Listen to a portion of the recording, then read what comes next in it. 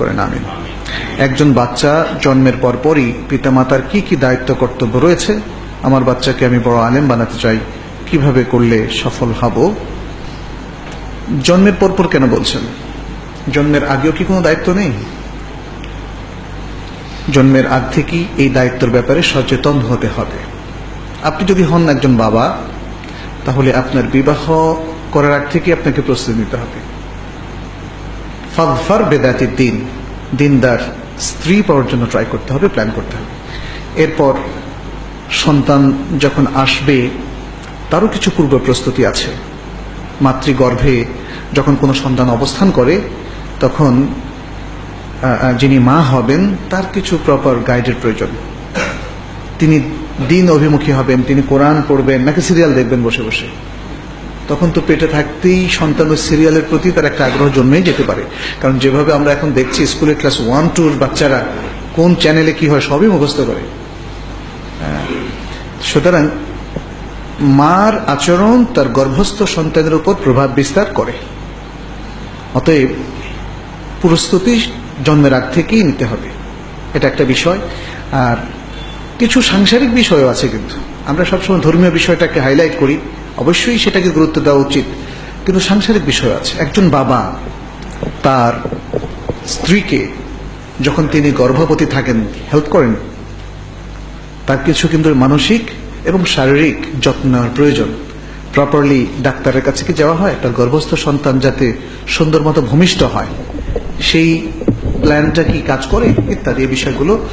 এবং সংসারে আরো যারা আছেন গর্ভবতী নারীকে নানাভাবে হেল্প করা উচিত। যা হোক, যখন সন্তান প্রসব করা হয় তখন তার দায়িত্বের মধ্যে আছে যেমন আকিকার বিষয়টা। আকিকা তো 7ম দিনের দিন, তার আগে আরো কিছু সুন্নাহ আছে, যেমন তাহনিক করা। তার মানে হচ্ছে বাবা অথবা অন্য কোনো ব্যক্তি যিনি এই পরিবারের হয়তো মুরব্বী গোছের কেউ অথবা রেসপন্সিবল কোনো ব্যক্তি, তিনি এটা বাবা করতে পারলে সবচেয়ে ভালো হয়। অথবা কোনো ভালো মানুষ তিনি খেজুর চিবিয়ে সেটাকে নরম করে বাচ্চার মুখে লাগাবেন। এরপরে আজানের কথা বলা হয়েছে, যদিও এটা নিয়ে কেউ কেউ ইখতিলাফ করেছেন, কিন্তু বিশুদ্ধ হচ্ছে আজান দেয়া যেতে পারে। তারপরে তার 7ম দিনকে ঘিরে বেশ কিছু সুন্নাহ রয়েছে, সেই সুন্নাহগুলো পালন করা, তার নাম রাখা, আকিকা করা এবং তার চুল ফেলা যদি সম্ভব হয়। তারপরে এই বাচ্চাকে সঠিকভাবে মানুষ করা। এই বাচ্চাদেরকে অনেকেই কি করেন, অনেক বাসাতে যারা খুব মিউজিক শোনেন তারা মিউজিক শোনান, কিন্তু ছোট বাচ্চাকে মিউজিক না, একটা ছোট বাচ্চা যদি সে বুঝতেও না পারে তখন থেকে কোরআন চালিয়ে দিবেন। কোরআন শুনতে শুনতে তার কোরআনটা ভালো লাগবে, বড় বয়সও তার একটা প্রভাব তার মধ্যে থাকবে। এই জিনিসগুলো আমরা অনেকে খেয়াল করি না। এইভাবে ধীরে ধীরে তাকে ইসলামিক শিক্ষা নির্ভর একটা সুন্দর জীবনে তাকে প্রবেশ করাতে হবে।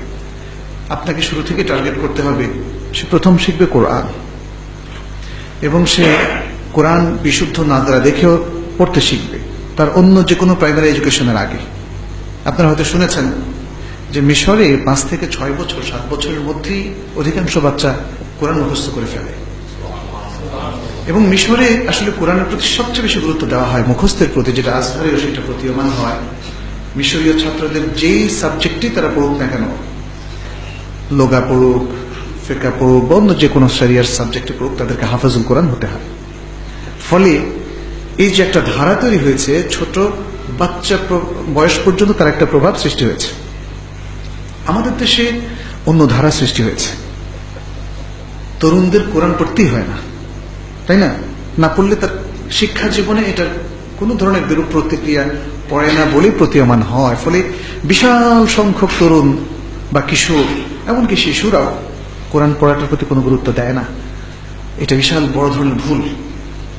মুসলিম সন্তানরা যদি কোরআনমুখী না হয়, কোরআন শিক্ষাকে সবচেয়ে বেশি প্রায়োরিটি না দেয়, তাহলে দুনিয়ার শিক্ষা তাদের জন্য সুন্দর হবে না। আপনি বলেছেন যে আমার বাচ্চাকে বড় আলেম বানাতে চাই, তাহলে কোরআন বিমুখ হয়ে বড় আলেম কেমনে হবে? বড় আলেম হওয়ার জন্য কোরআন মুখস্থ করতেই হবে। কোরআন মুখস্থ করা একজন আলেমের জন্য বিশাল প্লাস পয়েন্ট। কোরআন মুখস্থ করলে সে মানুষকে আয়াতগুলো সাথে সাথে কোট করে সূরা আয়াত নাম্বার সহ বলতে পারবে, তাই না? আর কোরআনের মধ্যে আল্লাহ তাআলা একটা প্রভাব রেখে দিয়েছেন, তা'থীর। কোরআন যখন মানুষ বারবার বলতে থাকে আয়াতের পর আয়াত, সমস্ত শ্রোতারা, তাই না, বিশেষ মনোযোগের সাথে শুনতে থাকে এবং তারা প্রভাবিত হয়। সুবহানাল্লাহ, এত জ্ঞান! কোরআনের এমনি একটা তা'থীর আছে, যিনি পড়েন তার উপরে পড়ে, যারা শুনে তার উপরেও পড়ে। কোরআন শোনার সাথে যদি বোঝাটা থাকে, কি সুন্দর! কিন্তু এই সিস্টেমগুলো ইনকর্পোরেট করতে হবে। আজকে যদি আমাদের জেনারেল শিক্ষা ব্যবস্থা এটা না থাকে, তাহলে ইনফর্মাল মসজিদ এর মধ্যে একটা শিক্ষা ব্যবস্থা চালু করতে হবে, যাতে পরিবারের সদস্যদেরকে ইনফর্মাল শিক্ষা শিক্ষিত করা যায়, শিশুদেরকেও শিক্ষা দেওয়া যায়। আমি ইন্দোনেশিয়াতে গিয়েছিলাম, সেখানে বেশ কিছু মসজিদ ভিজিট করেছি। প্রত্যেকটা মসজিদেই চমৎকার বাচ্চাদের প্রি স্কুলিং আছে, অনেক বাচ্চা, 300-400 বাচ্চা করে বাচ্চাদের প্রি স্কুলিং এর ব্যবস্থা। তার মানে তাদের আর কিন্ডারগার্টেন যাওয়ার প্রয়োজন নাই। কিন্ডারগার্টেনে কেন যাবে? এই ছোট বাচ্চাটাকে আপনি কিন্ডারগার্টেনে কেন পাঠাবেন? সেখানে এখানেই প্লে করুক না, এখানেই নার্সারি করুক না। এই বাচ্চাদের, এই মসজিদ, কত মসজিদ, এই মসজিদগুলোতে যদি এই বাচ্চাদেরকে আমরা একটু জায়গা করে দিই, সকালবেলা ফজর থেকে জোহর পর্যন্ত মজা করুক না তারা প্লে, নার্সারি অথবা কেজি 1 কেজি 2 পর্যন্ত এখানে যদি ইনফর্মাল এডুকেশন, তারা দুনিয়া আখিরাতের দুটোই শেখে কোরআন সহ, তাহলে তো এরপরে সে প্রাইমারিতে গেলে কোনো সমস্যা হবে না। কিন্তু এখন কিন্ডারগার্টেনেই আমরা ইংলিশ স্কুলে পাঠাচ্ছি প্লে গ্রুপ থেকে, ওখানে তো আর ইসলাম শেখে না। এই প্রবলেমগুলো আমাদের আছে। সেখানে ফার্স্ট এইড, সেখানে বাচ্চাদের আরো নানাবিধ সুযোগ সুবিধা আছে, সেখানে বাচ্চাদের নানা কো কারিকুলার অ্যাক্টিভিটিস আমরা দেখলাম। তো মসজিদকে তো আমরা এমন একটা উপাসনালয় পরিণত করেছি যে এখানে বাচ্চা ঢুকতে পারবে না। একটা বাচ্চাকেও দেখতেছি না। এই বাচ্চারা এই ধরনের আলোচনা শুনতে কিন্তু ভালোবাসে। আমি অবাক হয়েছি, যখন আমরা সরল পথে কাজ করতাম, তখন ক্লাস 2-3 বাচ্চারা, এমনকি আমি টাঙ্গাইলে না, আমি সিরাজগঞ্জে গেলাম, সেখানে নার্সারির একটা আপনার অনুষ্ঠান আমরা দেখি, এবং কিছু কিছু ডায়লগ মুখস্থ করে ফেলেছে। তাহলে আমরা অনেক সময় ছোট বাচ্চাদের বলি এদের জন্য এগুলো ভারী হয়ে যায়। না, ভারী কেন হবে? ওরা মসজিদমুখী হবে, মসজিদেরকে আনতে হবে। তো এটা আমাদের জন্য একটা, যে বাচ্চাকে আপনি আলেম বানাবেন, কই বাচ্চাকে মসজিদে পাঠাচ্ছেন না কেন? বাচ্চাদেরকে মসজিদে আসার সুযোগ দিতে হবে, তাদেরকে আদব কায়দা শেখাবেন। এর মধ্যে কিছু বাচ্চা দুষ্টামি করবে, ওটা সহ্য করবেন। বাচ্চাদের সবকিছু আল্লাহ ক্ষমা করে দিয়েছেন। ওয়া আনিস সাবিয়্যি হাত্তা ইয়াহতালিম, সে বালেগ হওয়া পর্যন্ত তার সবকিছু মাফ। বাচ্চাদেরকে মসজিদে না আনলে মসজিদের প্রতি ভালোবাসা কেমনে জাগবে তার? মসজিদ, এখন তো বাইরে যেখানেই যান শুধু অন ইসলামিক পরিবেশ।